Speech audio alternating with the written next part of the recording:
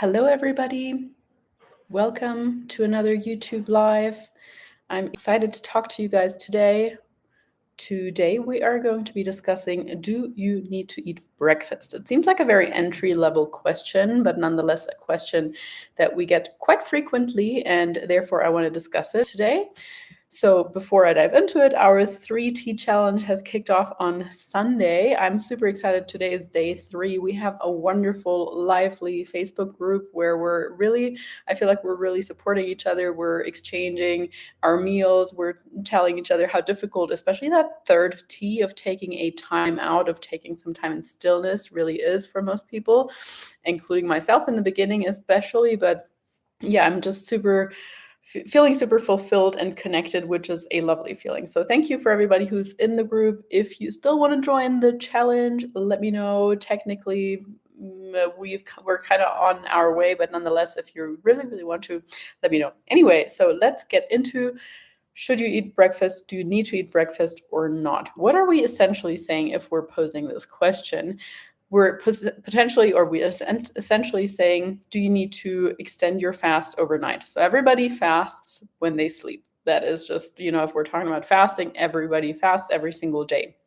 But in recent years, the term intermittent fasting has become more prevalent, and more people are practicing intermittent fasting. What do they actually mean by that? So we mean we're extending our fasting time from just throughout our sleep for longer, for up to 16 hours, 20 hours, 24 hours. There are even protocols where it's like alternate day fasting. So one day you get to eat something, one day you don't get to eat something, type of thing. Sounds absolutely horrible in my opinion. But anyways, each to their own. I don't think it's the most conducive thing for muscle mass or training, but let that be it. Intermittent fasting. So essentially, there are numerous claims that come along with that in regards to cell autophagy, so clearing out some dead cells, some cancer cells, and so on, but also blood sugar regulation and so on. And we'll get into whether there is a lot of truth to that or not in a little while. But when it comes to weight loss, there's one thing that is incredibly clear from not just numerous studies, but countless studies almost. And that is, as long as calories are equated for, it does not matter, it's not better or worse for fat loss to extend your fast. Now, we're going to talk about the pros of skipping breakfast, so fasting, not eating your breakfast, or the cons of skipping breakfast. So what's definitely a lot harder when you do not eat breakfast is reaching your overall protein target.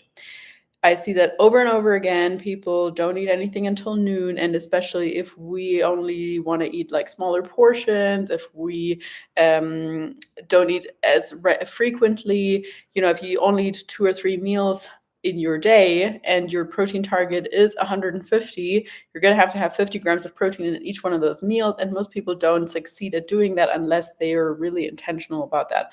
So that is really the biggest caveat or biggest con to not having breakfast. So if you want to make it easier for yourself to reach your protein target, my recommendation is almost always to at least have a protein shake in the morning. That's not really fasting. It's not going to super stimulate your appetite and hunger, but it is going to help with your blood sugar regulation throughout the day. It is going to help you not feel so hungry throughout the rest of the day, or then being starving for that first meal of the day. And with that, I'm already kind of touching on some negative hormonal implications potentially. So if you're someone who is already very stressed, who already has hormonal imbalances, for example, very high cortisol levels, and then adding the extra stress of fasting, because fasting is a stress for our body. We don't have resources available. So it's like, what do we need to do? I need to source resources somewhere else, or, go and look. So it is a stressor. And therefore, if you already have hormonal issues, even if it's not necessarily directly or very clear through cortisol, but it could also just be things like your sleep is off, that kind of stuff, or you're feeling very lightheaded and jittery and not very clear in the morning, I would recommend having breakfast or at least a protein shake in the morning. And from personal experience, I have given intermittent fasting a go in the sense of at the moment, I just fast like 10 to 12 hours throughout the night. But in the past, I was trying to extend that to 14 hours and then 16. I don't think I ever went far beyond 16, to be honest, because I felt so, yeah, like I couldn't focus on anything else. It was just like food, food, food, food, food, food, food, food, food, food, food. And that was also during a time where I was working shift work, where I was stressed from doing a lot of training, high CrossFit, high intensity sort of training. So in those instances, if you already have so many stressors for your body, I would absolutely recommend not to have breakfast, not to intermittent fast, or at least not to an extent of where you can feel that you're not in a very good personal space at the moment. And also what that led into for me was that I was much hungrier later on. I don't know if you have ever experienced that, but if you skip a meal or you're too busy to have one certain meal, I'm someone, for me, I get way hungrier later on, and it almost feels like my body is sending me the triple the hunger signals, in the sense of you need to load up just in case you have to skip another meal in a little while. So kind of like in a preventive sort of way. And I really don't like that feeling of being so out of control. It really feels, to me personally, it feels like my hunger signals are a little bit out of control. So skipping breakfast is most certainly not a free for all for later on. Once again, the most important thing is overall calories throughout the day. So if not having breakfast means you're going to be eating more later on, I would say go and have breakfast or at least a protein shake. Of course, we also have that the other way around, which I'm going to mention when we talk about the pros of skipping breakfast. So anyway, so the other thing that's really important to note, at any point in time, it is important to be mindful about how we break our fast. So what are you eating as the very first thing in the morning? Or what is, it doesn't even have to be eating in the sense of chewing, like what's the first thing that hits your bloodstream? Because after our fast, our overnight fast, however long that might be, our insulin receptors are more open. Everything is just more receptive to what's coming in. It's like it's been starved or emptied out over the night. So how we break our fast is so important. Are you hitting your adrenals even more with more coffee? Are you spiking your blood sugar super high with just some simple carbs without anything else? No. What we want to do, if we're having whether breakfast or whether that's actually brunch or however late, we want to make sure that we're starting with our protein, that we have some fiber in there and some healthy fats, all three of which leads to a slower blood sugar release or blood sugar spike, and therefore steadier hunger signals throughout the day as well, and energy levels throughout the day, so that we don't experience those crashes and then grabbing more coffee or more simple carbs and then spiking it again and then crashing again. We wanted our energy levels to be steadier than that. The other thing I have seen, if people skip breakfast entirely, is that often it reduces overall micronutrient intake. Okay, mind you, that might not be the case if you just have a protein shake in the morning, and it's the same case if you just have a protein in the shake in the morning. You're not going to consume too many micronutrients through that. But often, if we just have like two proper meals, like your lunch and your dinner, how are you going to get your 500 grams of fruit and vegetables in there? Or how are you going to hit your 20 to 30 grams of fiber? It is possible, absolutely. But in many cases, just reducing that meal frequency also often looks like reducing vegetable and fruit intake, which of course is not actually that ideal. And that's just something to consider. That's definitely not always the case, but just something to consider. And it might also be negative for your recovery, for your training. So many of my clients, and myself included, we like to work out in the morning. It's just not necessarily that that's where our body feels best. Could be. but it is just simply most practical, which is the most important thing, right? Like, what is it that you can stick with? And yeah, for me, it is certainly in the morning, getting it out of the way before anything else comes in the way of it. So if you work out early in the morning, let's just say like me, like from 6 to 7:30 a.m., if I were now to intermittent fast until 11, 12, not great for my recovery. The research is very clear that if we train within the feeding window, you can absolutely intermittently fast, and it does not show any negative effects on your training. However, if you're training and then you're not eating for a long time, it's more so that that you can't switch on your parasympathetic, your relaxing nervous system as quickly and initiate recovery that way than anything else. It's not necessarily for a window of gains, although your glycogen storages are open and they want to be filled again. And so by having more time, more time pass, I would certainly say it's not ideal. So I've even gone over to the point of I'm now having a protein shake before my training, even though that is very early. I have in the past, in my gaining phase, tried to actually eat something like a banana and so on beforehand, but I can't eat before 6 a.m. or I don't want to eat before 6 a.m. And certainly I don't like the feeling of having a lot in my stomach when I work out. But I have a protein shake, I train, and then within the hour I have an actual meal with another 25 grams of protein minimum, with at least 40 grams of carbs and some fiber and some healthy fats in there as well. Minimal fats because it is after my training, but nonetheless. And where it might also not be a good idea to skip breakfast, so where you should have breakfast, is often for women in menopause or perimenopause. Again, just for that hormonal regulation, to support our protein intake, to just support our blood sugar regulation, and so on. So again, when should we have breakfast? To frame it in a way that I pose this question: do I need to eat breakfast? In my opinion, you should eat breakfast if you have a hard time hitting your protein target otherwise. If it has any additional, or if you already have hormonal imbalances as well, or it might make your hormonal imbalances worse.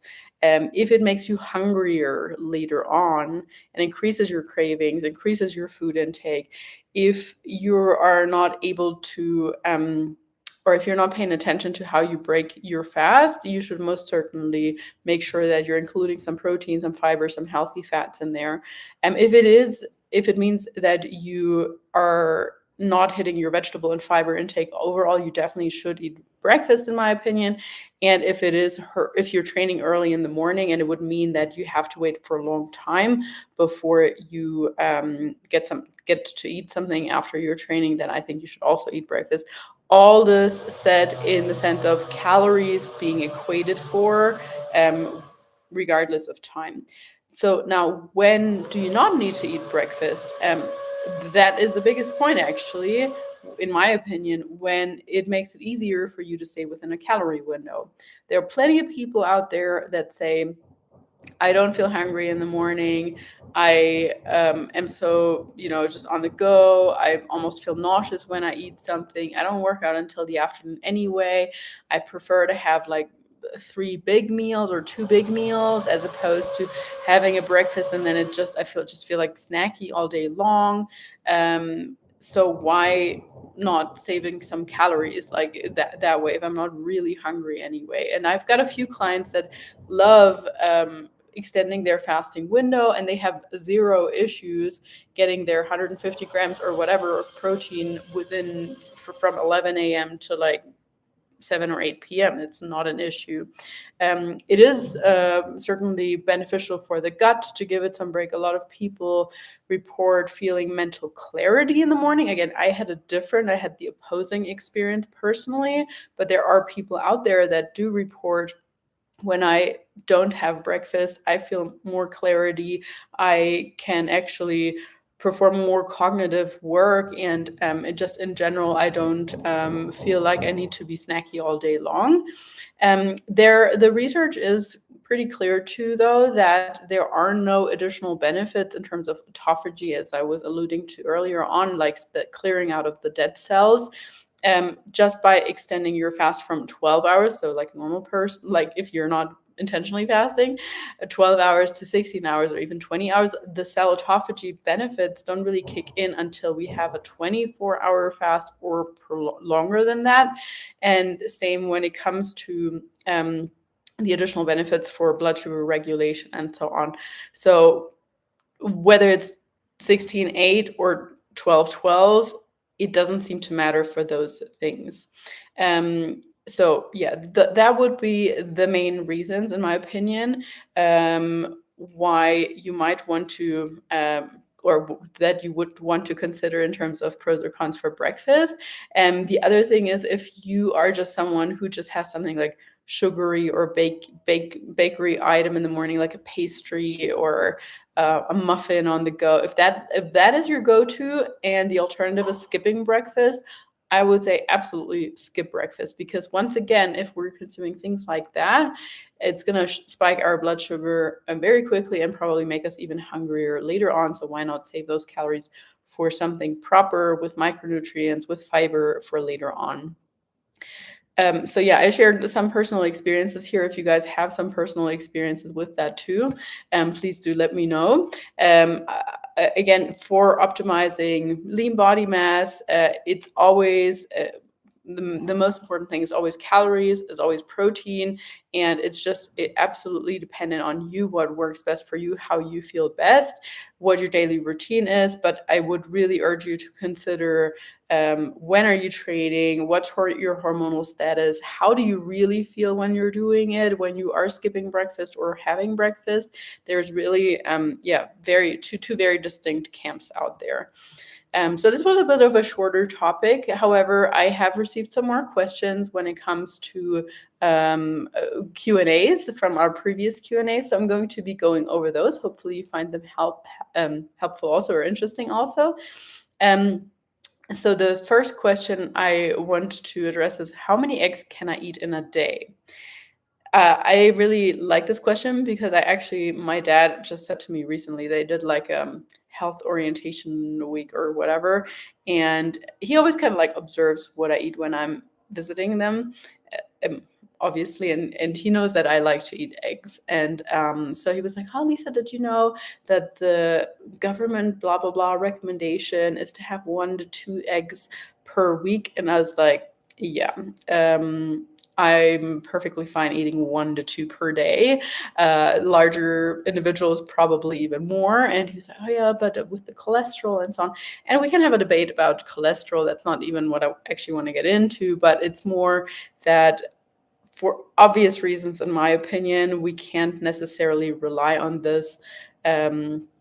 Like My Plate or whatever government recommendation you might have when it comes to eggs. Of course, they have to give a specific recommendation, but number one, how can that be applied broadly to the whole entire population? Number two, it's a very uneducated recommendation, in my opinion. Also, the way that they frame it, are eggs bad for your cholesterol, negating all the beautiful benefits to the egg yolks that we can consume when it comes to choline, when it comes to vitamin D, when it comes to other things, and even just the protein content.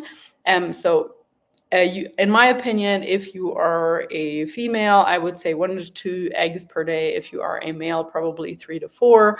I think going far beyond that is probably not ideal, not so much for any negative benefits, but more in the sense of you could get a lot of other micronutrients from diversifying and maybe having some fish as well, having some dairy as well, having some red meat if you want as well. So instead of just single sourcing your protein, I would personally recommend that. The next question that I received is full fat milk healthier than skim or skinny or whatever milk? Um, Another really great question. I have my own experiences with that too. So when I started looking into like, oh, how can I lose weight? How can I optimize my body composition? My first teacher back then in university, she was very much a proponent of low fat. So I just switched to skim and I actually lose quite a bit of weight, not lost quite a bit of weight, not just from switching the milk, obviously, But I also made switches when it came to my yogurt, to cheeses, to literally everything. And then the next teacher that I had, she was very much low carb, and she was like, "Oh, you need to consume a little bit of more fats, Lisa." And then I actually started the paleo diet, and as you might know, paleo is very much about like, oh, full fat, blah blah blah. So I number one, I would say, what is your goal? Because again, if we're talking about body composition and you're wanting to lose fat, it is an easy way to reduce calories overall. However, of course, skimmed milk is more processed, and you can actually get some healthy micronutrients from full fat milk that you cannot get from the skim. I personally don't consume a lot of milk anymore, just because I actually really enjoy almond milk or oat milk or cashew milk or whatever have you. I do consume dairy in the form of yogurts, but even there, low fat Greek yogurt or skyr. So I don't consume a lot of full fat dairy products. I will personally say that, just to be completely transparent, just because I prefer to spend those calories on avocado or nuts, or it's just personal preference. So I don't think you can necessarily say healthier, because if we define healthy as lower in calorie, then skim is healthier. If we define healthier as containing more micronutrients, and full fat is healthier. So it all just really depends on what you want to spend your calories on, number one, and personal preference when it comes to taste and so on as well. The next question is honey healthier than sugar? So that sort of falls into the same category. We need to be aware that they essentially have the same amount of calories.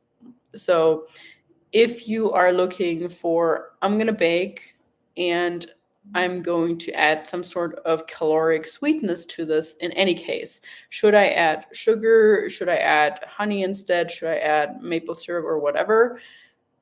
You're definitely going to get more micronutrients, more health benefits from the honey. Is it going to be lower in calories? No. Is it something, if we're talking about, should we reduce both? Potentially. So let's just say you put sugar into your coffee every single day and you're just thinking, should I switch to honey? I would recommend weaning yourself off of the sugar completely, or switching it to a non-caloric sweeteners, because overall we don't want to be wasting our calories on liquid food that doesn't satiate us.